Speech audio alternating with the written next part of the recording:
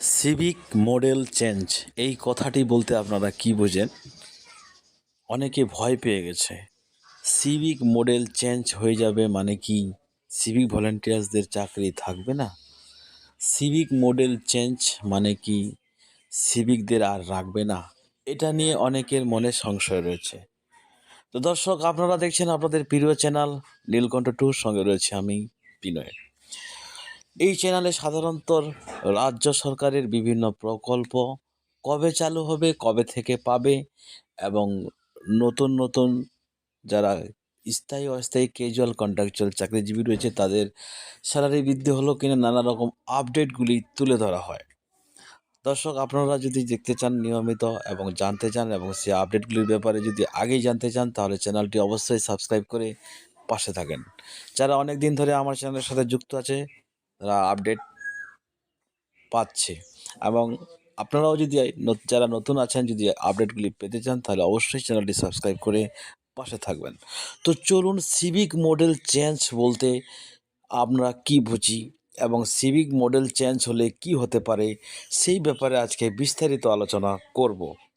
সবার প্রথমে যেটা আমি বলবো যে যে আপনাদের ভয় পাওয়ার কিছু নাই। আমি এর আগের ভিডিওতেও বলেছি আপনারা ভয় পাবেন না।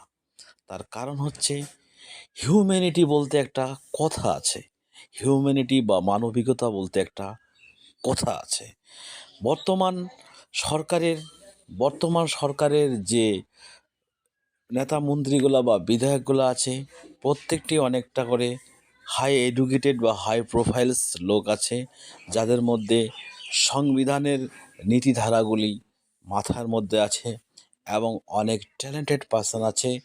এবং চাকরি খেলে মানুষের কী হতে হবে, চাকরি দিলে মানুষের কী হতে পারে, এই সব থিঙ্কিংগুলা মাথার মধ্যে আছে। অতএব যার মধ্যে হিউম্যানিটি, তারপর সংবিধানের নানা রকম অ্যাক্টগুলি বা অন্যান্য কোনো মনীষীদের বাণী টানিগুলো যাদের পড়া হয়ে গেছে, ধারা মনে আছে, তারা কিন্তু কোনো অত্যাচার, অনাচার এবং কারোর বিরুদ্ধে কোনো এইসব কাজ করবে না, এমন কোনো কাজ করবে না যেগুলো থেকে মানুষ কষ্ট পাবে এবং ক্ষতি হবে। তো চলুন বিস্তারিত আলোচনা করা যাক। তো সিভিক মডেল চেঞ্জ বলতে আপনাদের যে এতদিন আপনারা নিয়োগ হয়েছিলেন বা আপনাদের জন্ম দিয়েছিলেন বিদায়ী সরকার মমতা বন্দ্যোপাধ্যায়, এবার কিন্তু সেই সরকার চেঞ্জ হয়ে গেছে। এখন চলে আসছে বিজেপি সরকার। অতএব যেহেতু আপনারা এখন এই সরকারের আন্ডারে কাজ করবেন, হয়তো এই সরকারেরই ফর্ম্যালিটি আপনাদের পালন করতে হবে। হয়তো ড্রেস ইউনিফর্ম চেঞ্জ হবে, আপনাদের ডেজিগনেশন চেঞ্জ হয়ে যেতে পারে। অতএব আপনারা যে সিভিক ভলেন্টিয়ার আছেন সেই নামটা চেঞ্জ করে দিয়ে সিভিক বাহিনী বা অন্য কিছু করে দিতে পারে, না হলে হোমগার্ড বা এনবিএফ ট্রেনিংয়ের মাধ্যমে কনভার্ট করে দিতে পারে। এভাবে করার ফলে আপনাদেরই ভালো হবে। কীরকম ভালো হবে? আপনাদের স্যালারি বৃদ্ধি হতে পারে, ঠিক আছে, আপনাদের বেতন বৃদ্ধি পাবে, আপনাদের গ্রেড পে ট্রেড পে এগুলা চালু হতে পারে, যার ফলে আপনাদের বেনিফিট হবে। একটা কথা বলবো, আপনাদের হয়তো ইউনিফর্মের কালার চেঞ্জ হয়ে যেতে পারে, ঠিক আছে, আপনারা যে ইউনিফর্ম ব্যবহার করছেন তার যে একটা কালার আছে, সেই কালারটুকু হয়তো চেঞ্জ করে অন্য কিছু হয়ে যেতে পারে, গেরুয়া হয়ে যেতে পারে, খাকি হয়ে যেতে পারে, ঠিক আছে। তো অনেক সিভিক ভলেন্টিয়ার্স আমার কমেন্টে এসে বলছে আমাদের সিভিক মডেল ভেঙে গেলে আমরা মানব না।